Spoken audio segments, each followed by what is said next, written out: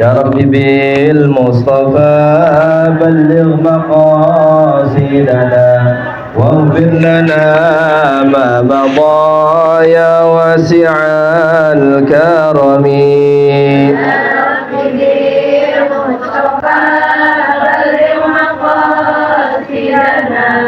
واغفر لنا ما مضى يا واسع الكرم. محمد سيد الكونين والثقلين والفريقين من عرب ومن عجم.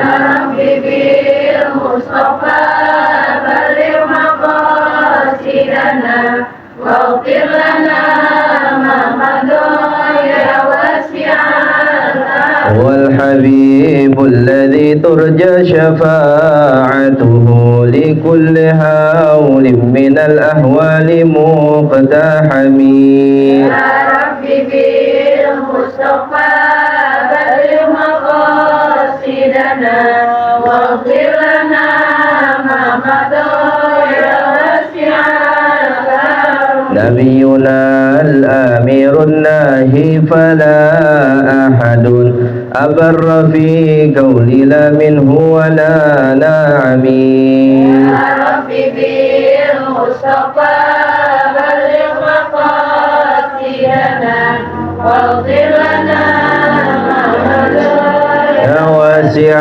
الكرم. اللهم صل وسلم وبارك عليه وعلى آله. Nanti ada mau dibacain Fatihah. Kak Ahmad namanya siapa? Ahmad Syahrudin bin Ahmad Syahrudin bin Zaini yang Ya, sebelumnya kita mari baca Ummul Qur'an suratul Fatihah. Ya, kita hadiahkan Fatihah ini untuk keluarga kita yang sudah pulang ke rahmatullah. Semoga Allah Subhanahu wa taala lapangkan kuburnya dan Allah jadikan kuburnya raudhah min riyadil jannah, taman-taman daripada surganya Allah Subhanahu wa taala. Kita hadiahkan Fatihah. Kedua, kita kirimkan untuk saudara kita, keluarga kita yang kurang sehat atau jamaah yang kurang sehat, banyak yang juga lagi sakit. Semoga Allah Subhanahu wa taala pulihkan kesehatannya agar dapat istiqomah beribadah kepada Allah Subhanahu wa taala. Kita hadiahkan pula Fatihah ini kepada para donatur, para muhsinin muhsinat yang mengeluarkan harta demi kemaslahatan majelis ta'lim atau yayasan ini. Semoga Allah Subhanahu wa taala lipat gandakan hartanya. Allah kabul segala hajatnya, baik itu hajat dunia maupun hajat akhirah. Dan kita doakan anak-anak kita yang sedang menuntut ilmu, semoga Allah Subhanahu wa taala jadikan anak yang soleh dan solehah, bakti kepada kedua orang tua, berguna bagi nusa dan bangsa. Kita fatihahkan juga khusus ada saudara kita, jatuhnya sepupu ya, sepupu namanya biasanya panggil Kak Ahmad ya, nama lengkapnya Ahmad Syahrudin bin Zaini bin Muhammad Zaini, yang sedang bertugas di pelosok Kalimantan ya, atau putranya Ibu Salbiah ya. Semoga Allah Subhanahu wa taala berikan keselamatan ya, zahir dan batin dari perjalanan sampai pulang nanti. Kita kirimkan pula pahalanya untuk Ibu almarhumah Ibu Rohani binti Muhammad Yasin, Haji Abdul Hamid bin Haji Mansur, Hajjah Umroh binti Haji Muhari ya. Anallah yaghfir lahum warhamhum wa yu'li darajatihim fil jannah wa yu'idu alaina min barakatihim wa asrarihim wa anwarihim wa ulumihim wa nafahna fid din wad dunya wal akhirah ala hadhihi niyyah wa ala kulli yadin salihah wa ila hadratin nabi Muhammad sallallahu alaihi wasallam. Al-Fatihah. A'udzu billahi minasy syaithanir rajim. Bismillahirrahmanirrahim. Alhamdulillahi rabbil alamin. Ar-Rahmanir Rahim. Maliki yaumiddin. Iyyaka na'budu wa iyyaka nasta'in. Ihdinas siratal mustaqim. Siratal ladzina an'amta 'alaihim ghairil maghdubi 'alaihim Min ahlan wa sahlan. Selamat datang guru kita Bapak Dr. Kiai Haji Ahmad Levi Fakhrul Afif MA, ya.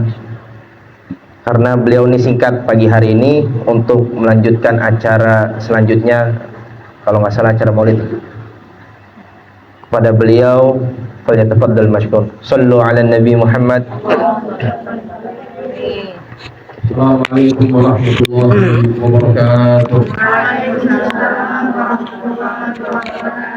Alhamdulillahi rabbil alamin wa bihi nasta'in ala umuri dunya waddin wassalatu wassalamu ala asyrafil mursalin sayyidina Muhammadin wa ala alihi wa ashabihi ajma'in. Subhanaka la ilma lana illa ma 'allamtana innaka antal alimul hakim. Rabbi shrah li sadri wa yassir li amri wahlul 'uqdatam min lisani yafqahu qawli, amma ba'du. Fa inna asdaqal hadithi kitabullahi ta'ala wa khairul hadi hadi Muhammadin sallallahu alaihi wasallam wa syarrul umuri muhdatsatuha wa kullu muhdatsatin bid'ah wa kullu bid'atin dhalalah wa kullu dhalalatin finnar. Hadirat muslimat, ibu-ibu jamaah Majelis Ta'lim Sirul Ilmi yang dirahmati Allah, bil khusus sahibul majlis yaitu Bapak Ustadz Haji Aminullah, Ustadz Hilal Fudori beserta keluarga besarnya, yang mudah-mudahan kediaman yang dijadikan majelis ilmu ini menjadi kediaman yang diberkahi Allah Subhanahu wa taala. Hadirin jamaah sekalian, hadirat ibu-ibu yang dirahmati Allah. Biasanya kita mulai ngaji jam 8 ya. Jadi saya minta dimajuin karena setelah ini saya harus pergi ke Pondok Pinang, ada acara Maulid ya. Jadi biar keburu. Setelah itu ada lagi undangan haul. Jadi biar keburu semuanya. Yang undang semua orang yang kita kenal. Jadi nggak enak kalau kita nggak bisa hadir gitu. Jadi insya Allah dalam beberapa menit ke depan kita akan mengkaji kitab yang kita jadikan sebagai rujukan ini, yaitu kitab Qami'ut Tughyan. Kita masuk kepada halaman yang ke-13. Kita masuk cabang iman yang ke-6, halaman yang ke-13. Bismillahirrahmanirrahim. Qala al-musannifu rahimahullahu ta'ala wa ghafara lahu wa liwalidayhi wa limasyayikhihi wa nafa'ana bihi wa bi'ulumihi wa bikum fid dharaini amin. Radiyallahu ankum. Qala radiyallahu an. Qala an-nazim wal ba'thi wal qadari al-jalili wa jam'ina fi mahsyarin fihi al-khalaiqi tahsyamu. Pada nazam yang berikutnya ini, pengarang mengatakan ada 3 cabang iman yang harus kita yakini. Wal ba'thi artinya hari kebangkitan. Kemudian wal qadri, dan beriman kepada takdir. Al-jalili, takdir dari Allah yang maha agung. Wa jam'ina, dan kita mesti beriman dengan dikumpulkannya kita. Fi mahsyarin, pada padang mahsyar. Fihil khalaiqi tahsyamu, padanya dikumpulkan seluruh makhluknya Allah. Ya. Jadi pada nazam yang berikutnya ini ada 3. Jepret. Kau ini enggak nih? Mic-nya enggak? Pakai baterai ya? Oh, lampunya konslet. Oke.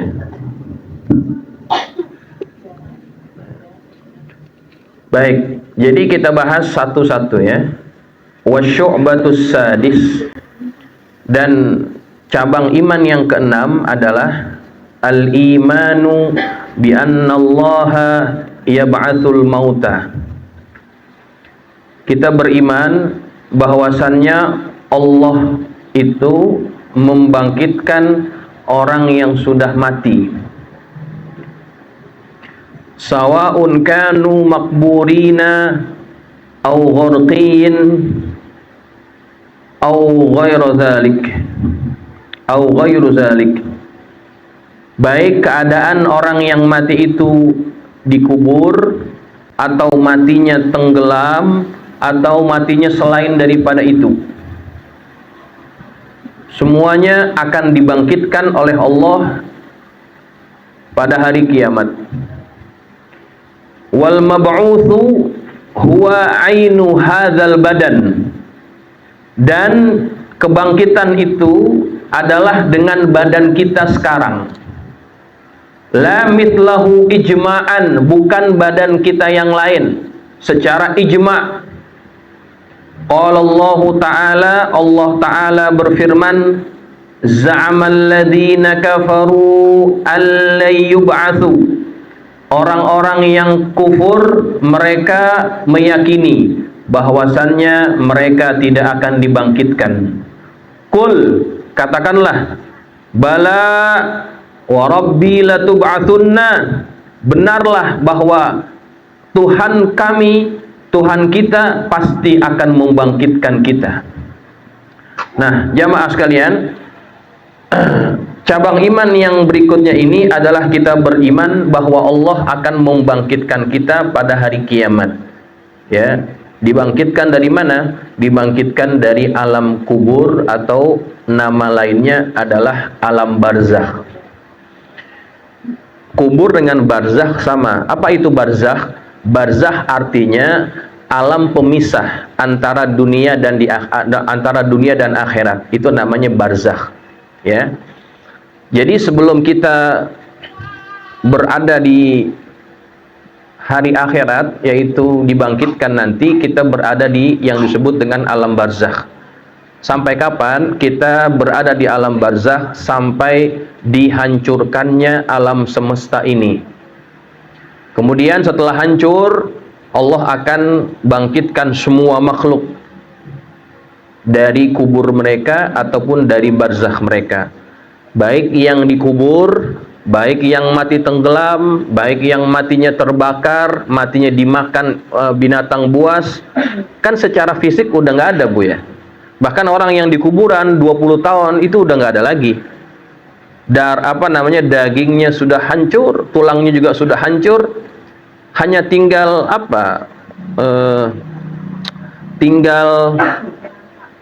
rangka yang udah hancur juga, kadang-kadang udah nggak ada lagi.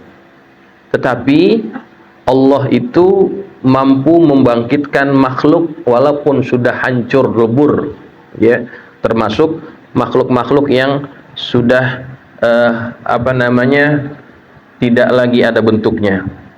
Nah, jamaah sekalian, nanti kita dibangkitkan oleh Allah dengan bentuk badan kita sekarang, ya. Nabi Ibrahim alaihissalam pernah berkata kepada Allah, kaifa tuhyil mauta, ya Allah, bagaimana engkau menghidupkan orang yang mati? Kata Allah, awalam tu'min, apakah kamu tidak beriman? Apakah kamu tidak beriman, wahai Ibrahim, bahwa aku akan bisa membangkitkan orang yang mati? Kata Nabi Ibrahim, tidak. Walakil liyatma'inna qalbi, tapi saya ingin lebih memantapkan hati. Ya Allah, tunjukkan bagaimana caranya engkau menghidupkan yang mati. Maka kemudian Allah memerintahkan kepada Nabi Ibrahim, ambil 4 ekor burung, lalu kamu sembelih dan kamu pisah-pisahkan bahagian badannya. Kemudian bahagian tubuh burung yang sudah terpisah-pisah itu kamu letakkan di masing-masing bukit. Palanya ada di sini, kakinya ada di sini, badannya ada di sini, kakinya ada di sini. Enggak berdekatan, berjauhan. Kemudian kamu serulah kepada burung yang sudah engkau potong-potong itu untuk mereka hidup lagi. Maka Nabi Ibrahim menyeru kembali. Maka jamaah sekalian, dipertontonkan oleh Allah, itu burung yang tadinya udah terpisah-pisah bisa mencantumkan lagi badannya, kemudian hidup lagi. Itu dibaca di dalam Quran, ada, Pak, ibu-ibu sekalian. Bagaimana Allah bisa menghidupkan orang yang sudah meninggal dunia, ya. Jadi secara akidah kita mesti meyakini bahwa kita akan dibangkitkan oleh Allah Subhanahu wa taala. Tujuannya apa sih kita beriman dengan adanya hari kebangkitan? Supaya kita ini berhati-hati ketika kita masih hidup, bahwa kehidupan kita ini di dunia enggak selesai hanya setelah kita meninggal dunia. Ada kehidupan setelah itu. Ada yang namanya hari dibangkitkan lagi. Untuk apa dibangkitkan? Untuk kita dimintakan pertanggungjawaban dari apa yang telah kita lakukan di dunia ini. In khairan fa khairun, in syarran fa syarrun. Kalau yang kita kerjakan baik, Allah akan berikan balasan yang baik. Kalau kita mengerjakan amalan yang buruk, maka Allah akan berikan balasan yang buruk kepada kita. Maka beriman kepada hari akhirat akan membuat diri kita menjadi berhati-hati dalam beramal, dalam bertindak, dalam berbuat. Apapun yang kita ucap, ada pertanggungjawabannya di hadapan Allah Subhanahu wa taala. Ya. Maka kalau kita meyakini ini, kita akan mempunyai sifat yang artinya itu yang menjadi inti kepada ketakwaan, yaitu taat kepada Allah Subhanahu wa ta'ala. Di dalam surah Al-Kahfi, ibu-ibu jamaah sekalian, kita akan mengalami satu fase, ya, setelah dibangkitkan itu nanti ada yang namanya fase kita akan dihisab sama Allah. Wa wudi'al kitab fataral mujrimina mushfiqina mimma fihi wa yaquluna ya wailatana ma li hadzal kitabi la yughadiru saghiratan wala kabiratan illa ahsaha wa wajadu ma amilu hadira wa la yazlimu rabbuka ahada. Itu kan kita baca, Bu, dalam surah Kahfi. Wa wudi al-kitab, ketika kitab amalan kita itu dibentangkan oleh Allah. Fatarul mujrimin, maka engkau akan melihat orang-orang yang berdosa. Musyfiqina mimma fih, mereka merasa ketakutan ketika melihat kitab amalan mereka itu dibentangkan oleh Allah. Wa yaquluna, dan mereka berkata, ya wailatana, alangkah celakanya kami. Mali hadzal kitab, ini kitab apa? La yughadiru saghiratan wala kabiratan illa ahsaha. Tidak ada amalan yang kecil, amalan yang besar, melainkan tercatat dengan rapih dalam kitab amalan itu. Wa wajadu ma amilu hadira, dan kalian mendapatkan apa yang dulu pernah kalian lakukan di dunia. Amalan itu tercatat ada di dalam kitab amalan tersebut. Wala yazlimu rabbuka ahada. Allah tidak pernah berbuat zalim sedikit pun kepada hambanya. Tuh jamaah sekalian. Jadi kita ini hidup sekarang nih, ya. Ini kita sedang menulis catatan kita. Ntar dikasih unjuk sama kita. Kapan tuh? Pada hari dibangkitkannya kita. Yaumul ba'ats, hari dibangkitkan kita. Hari ini tanggal berapa nih? 18 Oktober. Fulanah binti Fulan lagi ngaji.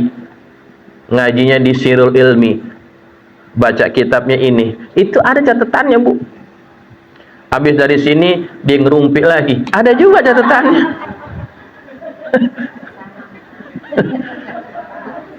Ya enggak? Habis ngaji ngerumpi lagi. Besok ngaji lagi. Semuanya ada catatannya, tenang aja, Bu. Ada rekenannya gitu. Jadi kalau kita meyakini bahwa kita akan dibangkitkan oleh Allah, hati-hati, jaga perbuatan kita, jangan sampai apa yang kita lakukan sekarang di dunia membuat kita menyesal nanti di akhirat, ya.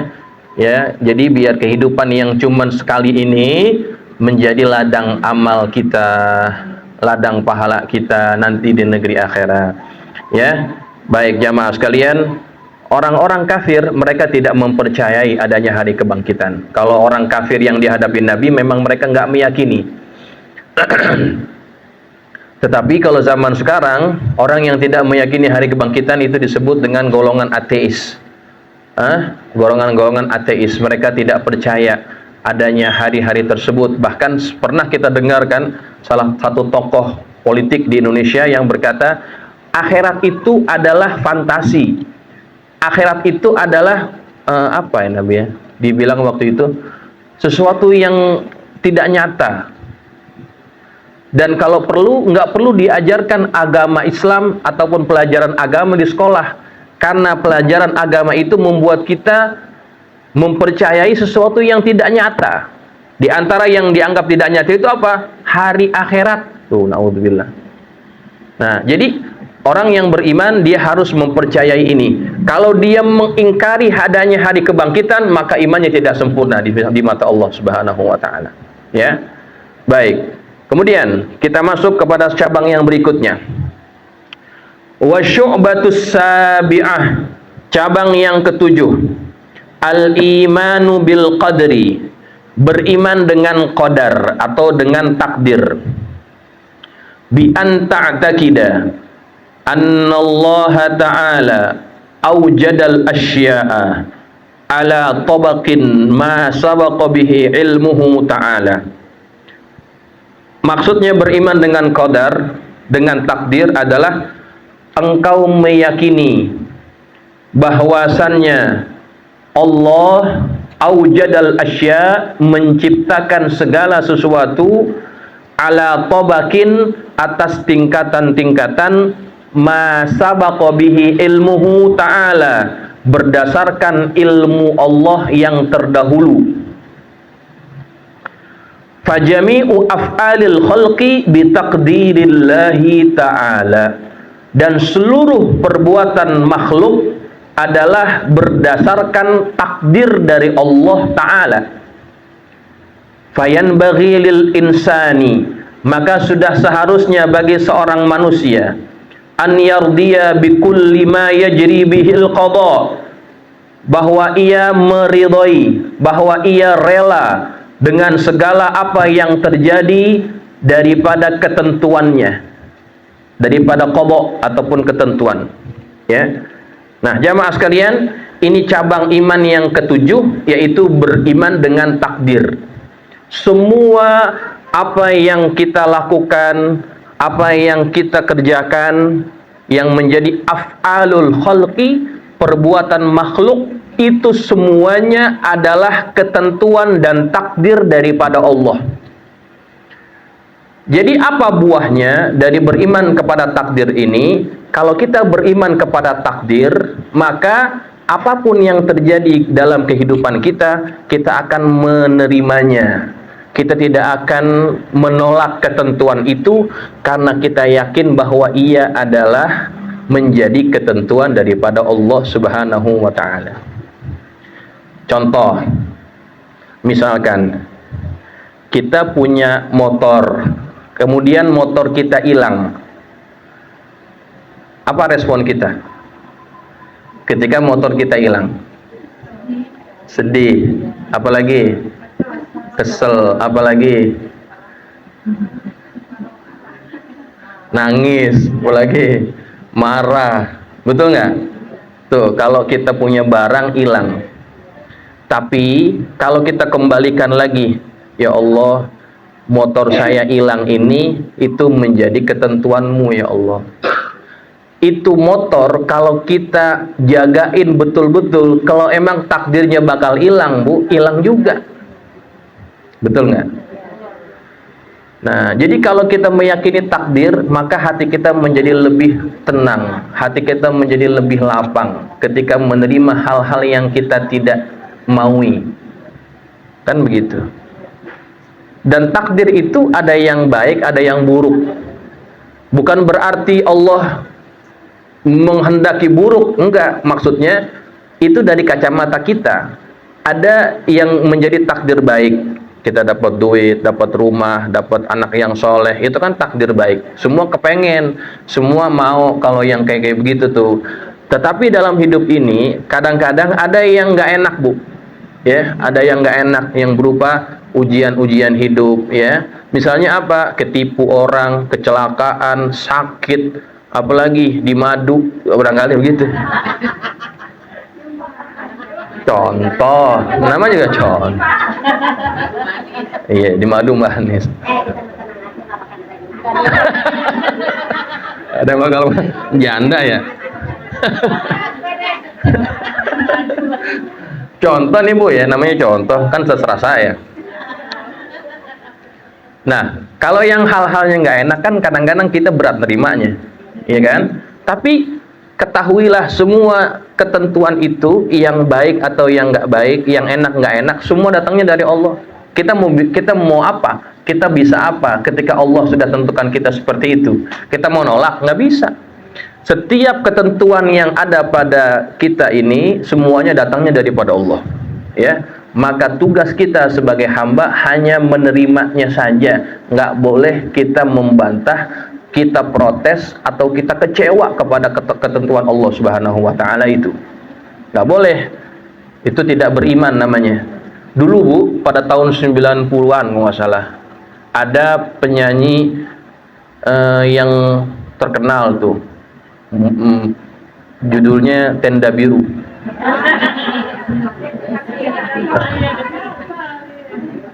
Waktu itu namanya Tenda Biru Desi Ratna Sari. Tapi yang jadi masalah bukan lagu Tenda Birunya, ada satu lagi lagu setelah itu, singlenya. Waktu itu jadi soundtrack sinetron. Saya lupa nama sinetronnya. Ada bait atau liriknya itu, takdir memang kejam gitu ya. Tuh, ingat nggak tuh? Lagu apa namanya? Judulnya apa sih? Takdir ya? Kan ada tuh, takdir memang kejam.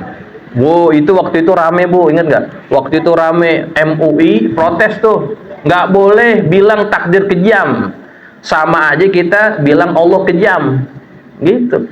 Padahal ibu-ibu sekalian, kita ini nggak tahu kenapa Allah takdirkan itu dan apa hikmahnya. Menurut kita buruk, tapi belum tentu bagi Allah buruk. Ya, semua yang Allah kehendaki untuk kita pasti ujung-ujungnya baik. Ujung-ujungnya baik. Cuman kitanya kadang-kadang belum paham kenapa itu bisa terjadi dan kenapa kita yang mendapatkan ketentuan itu.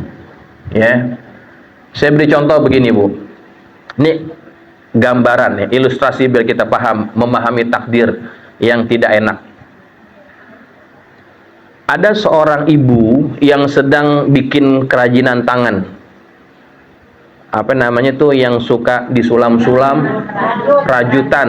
Ntar ada gambar gunung, bunga, rajutan, strimin. Dia pakai kain strimin, dimasukin kain benang wol, kan gitu. Dulu tuh pajangan di rumah rata-rata itu Bu, taruh di tembok jadi pajangan. Sekarang udah nggak ada. Tahun 80-an. Sekarang udah nggak ada yang bisa kali ya, udah pada lupa. Nah, jadi satu hari ini ibu lagi bikin kerajinan itu tuh, strimin. Anaknya ada di depan lagi main-main gitu ya. Nah, ketika anaknya bosen, dia deketin ibunya. Ibunya lagi duduk di atas bangku. Anaknya lihat dari bawah.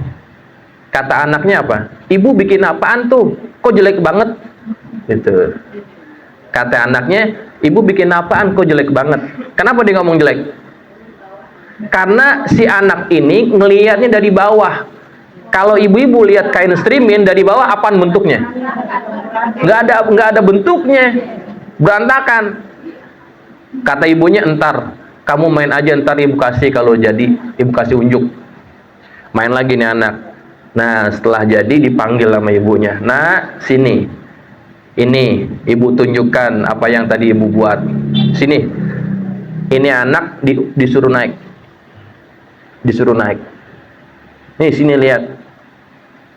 Diunjukin dari atas. Dari atas apa yang dilihat? Oh, ternyata kata anaknya ini, ibu ini bagus banget katanya. Ibu ini bagus banget katanya. Nah, ini yang tadi ibu buat bagus. Kenapa dia bisa berubah omongannya? Tadi bilang jelek, sekarang bilang bagus. Karena dia memindahkan cara melihatnya. Yang tadinya melihat dari bawah, sekarang lihat dari atas. Nah, seringkali manusia melihat takdir itu dari kacamata hamba. Seolah-olah berat banget sih, gue sih yang dapat ujian ini, kenapa nggak orang lain tuh, begitu. Padahal kalau dia pindahkan cara pandangnya sesuai dengan cara pandang Allah, menginginkan kebaikan buat kita, segala apapun yang menjadi takdir kita itu pasti baik. Hatta orang yang, contoh ya, orang yang ditakdirkan dia sakit, Bu, kan sakit nggak enak. Siapa bilang sakit enak? Tapi kalau dia tahu bahwa sakit yang diderita itu bisa menggugurkan dosa-dosanya, sehingga ketika dia menghadap Allah dia nggak bawa dosa lagi, kira-kira dia bersyukur nggak? Ya Allah, terima kasih Engkau kasih saya sakit sehingga saya menghadapmu tidak bawa dosa lagi. Tuh, coba. Waktu di dunianya dia ngeluh-ngeluh, aduh sakit. Tetapi ketika dia memahami apa di balik sakit itu, ternyata ada ampunan Allah, dia bersyukur kepada Allah. Jadi termasuk barang-barang yang kita punya hilang, diambil orang, itu ada ganjarannya. Dan kalau kita dikasih unjuk ganjarannya, kita kepengen, ya Allah nggak apa-apa diambil semua barang saya. Kenapa? Karena di sebalik ujian itu ada pahalanya. Ya, jadi takdir itu harus direspon dengan positif, karena kita nggak tahu ujungnya itu bagaimana. Kita hanya bertugas mengimaninya, meridhoinya, merelakannya, tanpa harus berkata-kata yang tidak sopan kepada Allah Subhanahu wa Ta'ala. Pernah kejadian di Arab ya. Jadi ada program, ada program di radio, namanya kayak panggilan interaktif gitulah. Jadi ada narasumbernya, kemudian ada yang manggil telepon, yang nelpon gitu, cerita tentang pengalaman-pengalaman hidupnya. Jadi temanya waktu itu tentang doa, memang tentang doa, tapi ada kaitan dengan takdir nih. Jadi ibu-ibu waktu itu ada yang manggil, ada yang telepon. Dia cerita bahwa dia dulu pernah mau menikah dengan seorang gadis. Udah dilamar, udah ditentuin tanggal nikahnya, udah tinggal beberapa minggu lagi. Ternyata pertunangannya itu dibatalkan secara sepihak oleh si perempuan. Dibatalin. Kira-kira sedih nggak tuh? Sedih. Udah bucin, udah cinta banget, dibatalin tanpa dikasih tahu alasannya. Dibatalin, pasti kecewa. Nah, si laki-laki ini dia tetap berusaha berdoa kepada Allah, minta agar Allah kembalikan lagi hati orang ini kepada dia. Dia kepengen agar perempuan ini bisa meneruskan kembali apa yang sudah direncanakan. Dia doa, dia bangun malam, dia tahajud, sholat hajat, minta sama Allah. Apa yang terjadi? Yang terjadi adalah perempuan itu akhirnya menikah dengan orang lain. Tuh. Patah hati nggak tuh kira-kira? Sedih nggak tuh kira-kira? Sedih. Nah, doa orang ini dikabulkan nggak sama Allah? Dikabulkan? Iya. Iya, dia perempuan ini nikahnya sama orang lain. Doanya apa? Doanya kembalikan dia pada saya, ya Allah, biar dia bisa jadi istri saya. Ternyata dia nikahnya sama orang lain. Doanya dikabulin nggak tuh? Nggak. Menurut kita nggak. Tapi ceritanya belum kelar, Bu. Ceritanya belum kelar. Iya. Nah, bagi sebagian orang mungkin, ya Allah, gue udah sholat, gue udah minta, gue udah ikhtiar, tapi Allah nggak kabulin juga. Akhirnya dia kecewa sama Allah. Tapi pemuda ini nggak begitu. Ketika si perempuan ini memutuskan menikah dengan orang lain, ya udah, dia udah redho, dia udah rela gitu ya, dia udah ikhlas, dia rela, udah berhenti doa dah dia nggak doa lagi. Kenapa ya? Udah jadi bini orang. Kalau dia doa lagi namanya mengharapkan keruntuhan rumah tangga orang jadinya. Akhirnya dia berhenti doa, dia move on. Tahu move on, Bu? Dia ngelupain dah, tahu aja ibu-ibu nih. Oh, udah pernah ya? Oh, ngaji juga di sono. Siapa lagi yang ngaji di sono? Oh iya. Nah, yang udah pernah nggak apa-apa dah. Diulangin lagi deh ya. Yang belum kan masih banyak nih yang belum dengar. Iya, jadi kan ingetin juga ya. Akhirnya ibu-ibu, dia udah move on, dia lupain dah. Nah, beberapa bulan setelah itu dia dapat kabar, ini perempuan divonis sakit kanker. Divonis sakit kanker. Kankernya kanker payudara. Kalau kanker kan baru bisa dideteksi biasanya setelah stadium lanjut ya. Baru bisa ketahuan. Nah, waktu ketahuan itu udah menjalar tuh kankernya. Diangkat yang satu. Setelah operasi ternyata kankernya itu udah terlanjur tersebar. Ya, walhasil nggak lama dari operasinya itu dia meninggal dunia. Nah, ibu-ibu, kira-kira pas dengar orang ini meninggal, apa yang diucapkan oleh laki-laki tadi itu?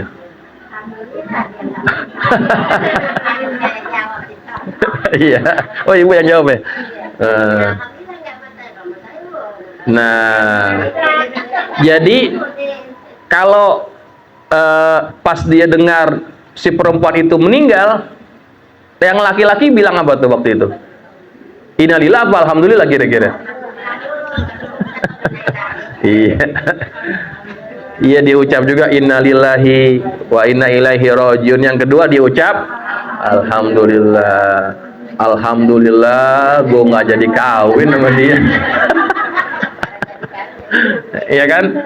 Kalau dia kawin sama perempuan tadi tuh, ya Allah, nggak ada indah-indahnya tuh pengantin baru. Orang kalau baru kawin pengen yang enak-enak, ya enggak? Yang indah-indah. Ini ngurusin orang sakit, emang enak? Ya nggak enak ibu-ibu. Jadi ternyata Allah sudah merencanakan apa yang terbaik buat kita. Makanya jangan kita ini mudah berkata-kata yang tidak baik kepada takdir yang terjadi pada hidup kita. Anak kita nih, kita udah lesin, kita udah kursusin biar dia masuk PTN misalkan, dia nggak masuk. Sedih nggak tuh orang tua? Sedih. Tapi kita nggak tahu ada takdir lain yang Allah takdirkan buat anak kita, Bu. Bisa jadi dengan takdir yang lain itu dia akan lebih baik lagi dari apa yang kita harapkan. Itu begitu. Jadi orang yang percaya kepada takdir hidupnya akan positif.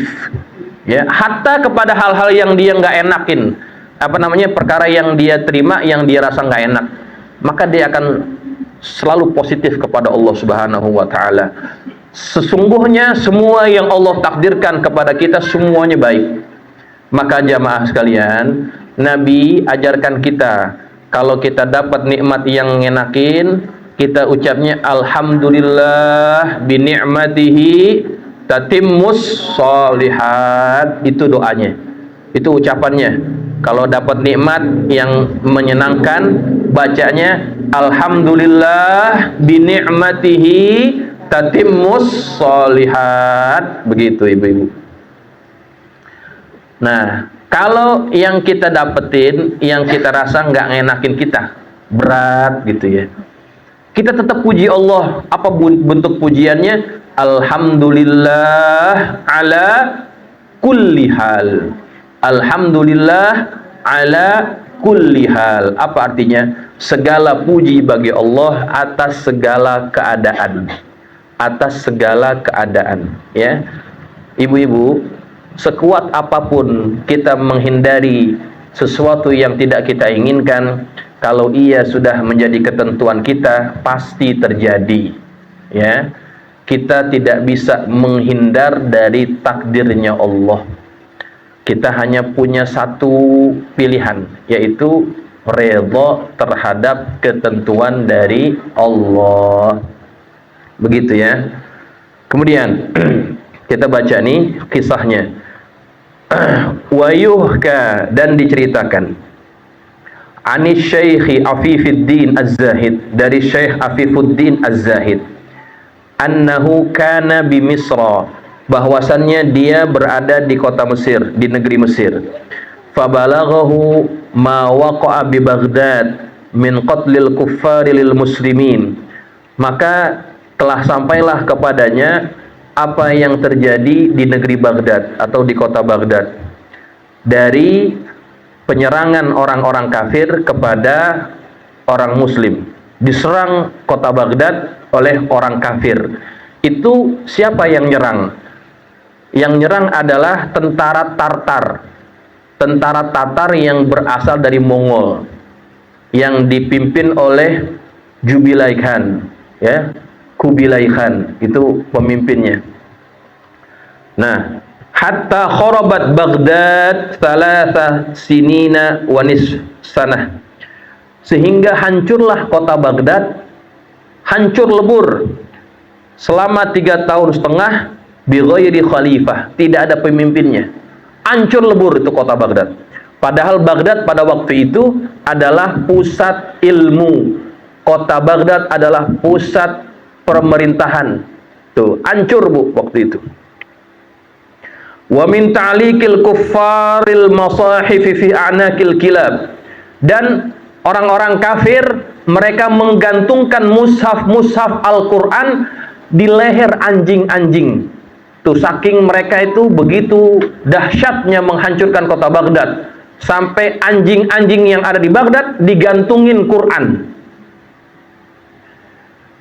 Wa ilqaihim kutubil a'immati fid Dujlah hatta sarat kal jisr tamurrul khailu 'alaiha, dan mereka mencampakkan kitab-kitab yang ditulis oleh para imam kemana? Ke sungai Dajlah. Hatta sarat kal jasr, sehingga sungai itu jadi jembatan Bu. Tamurrul khailu 'alaiha, yang mana kuda bisa ngelewatin sungai itu. Coba lihat, coba dibayangkan, kitab-kitab ulama yang begitu banyak di perpustakaan Baghdad itu dicampakkan ke sungai, sehingga saking banyaknya kitab, jadi sungai itu bisa dilewatin sama kuda. Tuh, lihat bagaimana penghinaan orang-orang kafir kepada orang Islam pada waktu tentara Mongol itu menyerang kota Baghdad. Fa'ankaru dzalika, kemudian Syekh Afifuddin ini mengingkari apa yang telah terjadi itu. Waqala, dan dia berkata, ya Rabb, kaifa hadza, wahai Tuhan, kenapa bisa jadi begini? Wa fihimul atfal, sedangkan di antara mereka ada anak-anak kecil. Wa man la dzanbalahu, dan ada di antara mereka orang yang enggak punya dosa.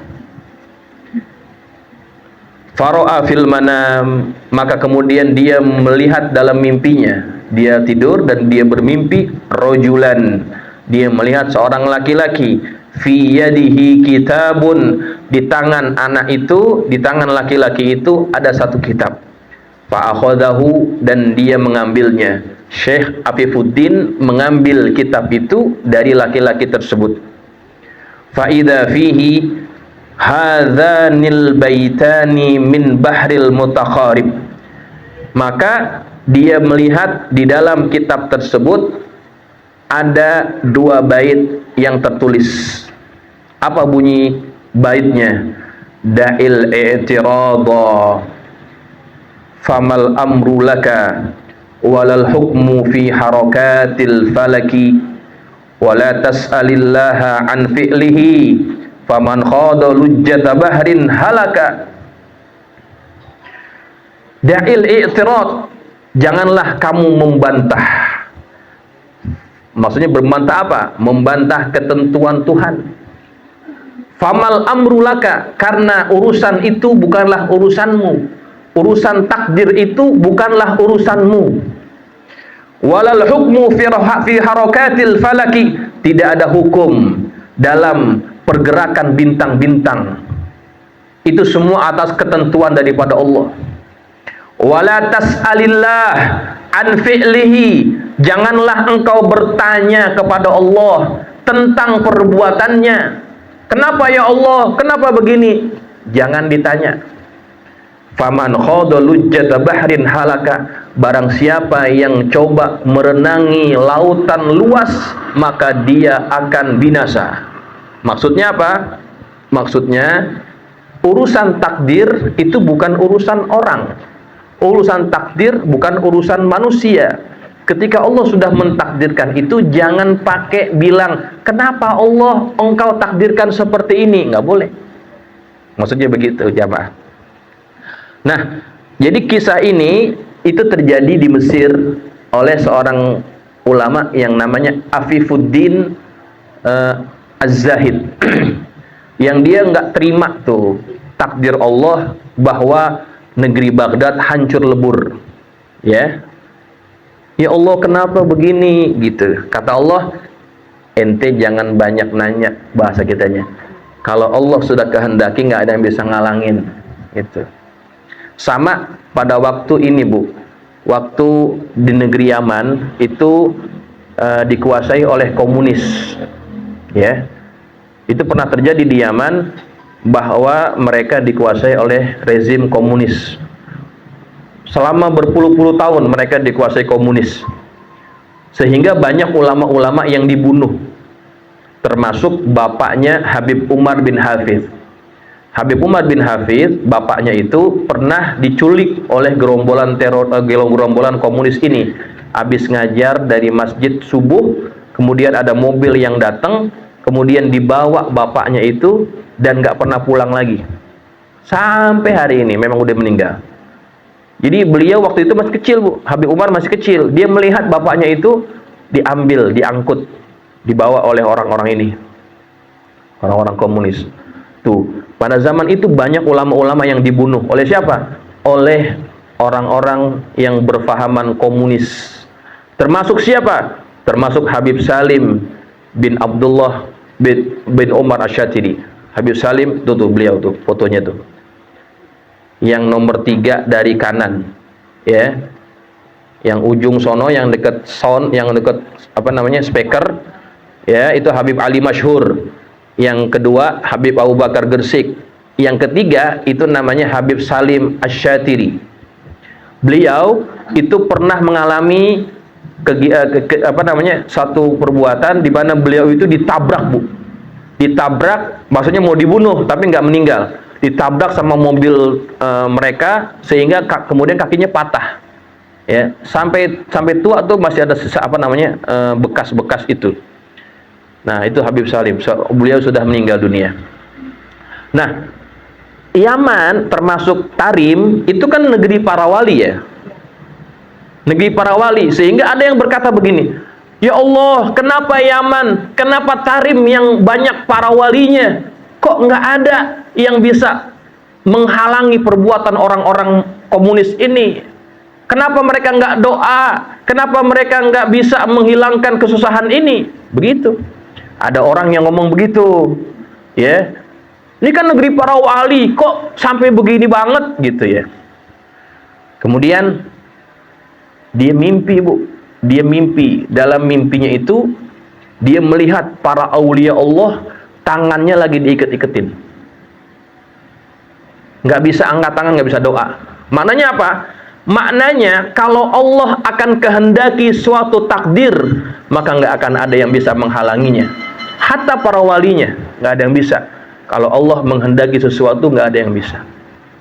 Ya, maka pelajaran buat kita, kalau kita mengalami hal-hal yang tidak enak, maka tugas kita hanya satu, apa itu? Nerima, redho, tanpa harus kita melawan terhadap ketentuan yang sudah Allah tentukan kepada kita. Maka orang yang ridho kepada ketentuan takdirnya, maka Allah akan memberikan pahala yang besar. Ya. Nah, ibu-ibu jamaah sekalian, itu berkaitan dengan takdir. Ya, ada yang mau tanya nggak kira-kira berkaitan dengan ini? Nggak ada ya? Ini kalau ibu-ibu ditakdirin suaminya kawin lagi, redo nggak kira-kira?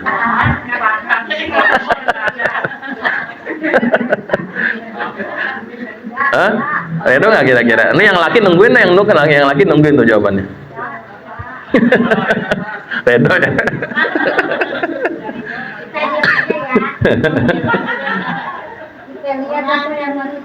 Nah,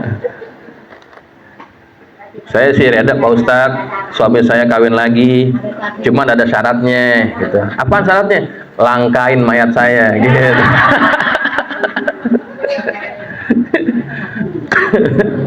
Ya. Nah, jamaah sekalian, itu cabang yang ke-7 ya. Nah, sampai sini dulu ya. Kita ngajinya udah jam 8:30. Cukup dah ya. Nanti kita sambung lagi Asy-Syu'batut Tsaminah, cabang yang ke-8 ya. Cabang ke-8 ini adalah berkaitan dengan dikumpulkannya makhluk di padang mahsyar.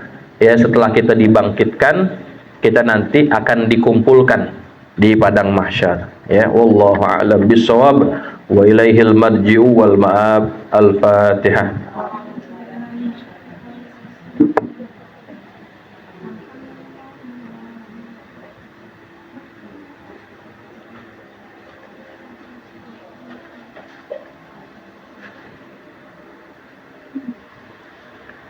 Bismillahirrahmanirrahim. Alhamdulillahirabbil alamin. Allahumma shalli ala sayidina Muhammadin wa ala ali sayidina Muhammad. Allahumma anfa'na bima 'allamtana wa 'allimna ma yanfa'una. Allahumma zidna wa la tanqusna wa akrimna wa la tuhinna wa atina wa la tahrimna wa athirna wa la tu'thir alaina wa ardina warda 'anna. Allahumma inna nas'aluka بحق فاطمة وأبيها وبعلها وبنيها افتح علينا وعلى أولادنا تلاميذنا فتوح العارفين فقهنا وإياهم في الدين وارزقنا كمال الإخلاص واليقين. اللهم ارزقنا فهم النبيين وحفظ المرسلين وإلهام الملائكة المقربين برحمتك يا أرحم الراحمين. اللهم اجعلنا من الذين يستمعون القول فيتبعون أحسنه. وصلى الله على سيدنا محمد وعلى آله وصحبه وسلم والحمد لله رب العالمين. السلام عليكم ورحمة الله وبركاته.